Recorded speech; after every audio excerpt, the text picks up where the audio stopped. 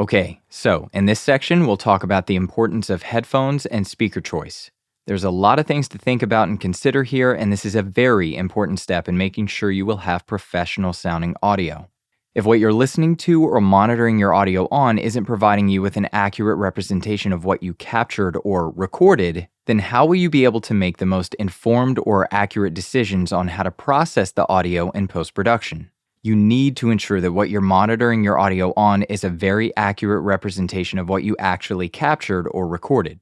Now, we'll talk a little more about this in a bit, but a great example of this is Beats headphones. These headphones were not designed for critical listening, as in they weren't designed for you to be able to accurately make mixing choices to your audio with things such as EQ, compression, and so on. They were made for you to just simply listen and enjoy music on. Nothing more. We'll get more into that in a bit. But in this section, we won't be talking about consumer-grade speakers and headphones like the ones I just mentioned. The ones marketed to your average person you would find at your local retail store just won't work for what we need to use them for.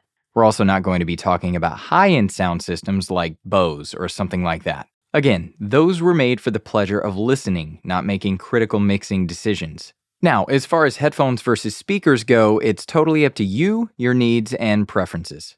I'll go into the pros and cons of using one over the other at the end of this section.